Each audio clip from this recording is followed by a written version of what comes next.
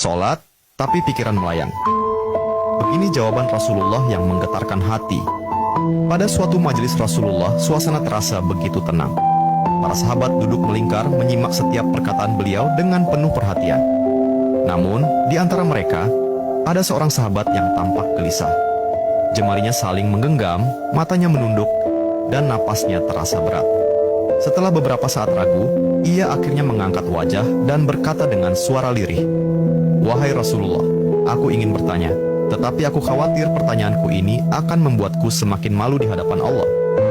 Rasulullah pun tersenyum lembut, menatapnya penuh kasih sayang. "Katakanlah, wahai saudaraku, tidak ada pertanyaan yang membuat seseorang hina jika ia bertanya untuk mencari kebaikan." Sahabat itu menarik napas dalam, matanya mulai berkaca-kaca. "Wahai Rasulullah, aku merasa salatku sering tidak khusyuk. Kadang aku mengingat urusan dunia, kadang pikiranku melayang entah kemana. Aku takut salatku tidak diterima oleh Allah. Apakah dengan salat seperti itu, aku tetap mendapatkan pahala?" Suasana majelis seketika menjadi hening. Para sahabat lainnya ikut menunduk, merasakan kegelisahan yang sama. Mereka tahu betapa beratnya pertanyaan itu. Namun, yang terjadi setelahnya benar-benar di luar dugaan. Rasulullah tidak langsung menjawab. Beliau menatap sahabat itu dengan penuh kelembutan. Lalu tiba-tiba air mata mulai membasahi pipi beliau. Para sahabat terkejut. Mereka jarang melihat Rasulullah menangis dalam situasi seperti ini. Dengan suara bergetar, beliau berkata, "Demi zat yang jiwaku berada di tangannya, sungguh setan tidak akan pernah berhenti berusaha mencuri bagian dari sholat seorang hamba hingga ia teralihkan. Tetapi ketahuilah, Allah tetap melihat usahamu."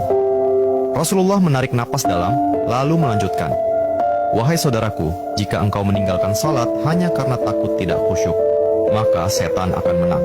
Tetapi jika engkau tetap berusaha salat meski pikiranmu teralihkan, ketahuilah bahwa setiap kali engkau berusaha kembali kepada Allah dalam salatmu, saat itulah Allah menyambutmu."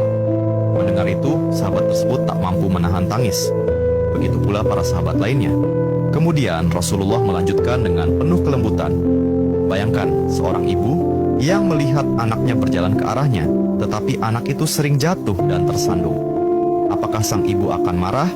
Tidak. Ia justru akan berlari menghampirinya, mengangkatnya, dan mendekapnya erat. Itulah Allah. Ia lebih penyayang daripada seorang ibu kepada anaknya. Selama engkau terus kembali, Allah akan selalu menerimamu." Air mata mengalir di pipi sahabat itu. Kata-kata Rasulullah begitu menusuk hatinya. Sejak hari itu, ia tidak lagi putus asa dalam sholatnya. Ia tetap berusaha khusyuk, dan setiap kali pikirannya melayang, ia mengingat nasihat Rasulullah. "Setiap kali engkau berusaha kembali, saat itulah Allah menyambutmu." Jangan pernah berhenti berusaha. Jika kisah ini membuka wawasan kita, yuk berbagi, biar banyak yang tercerahkan. Setiap satu kebaikan dibalas Allah 10 kali kebaikan. Barakallah forever. Amin ya Rabbal Alamin ya Mujibas Sailin.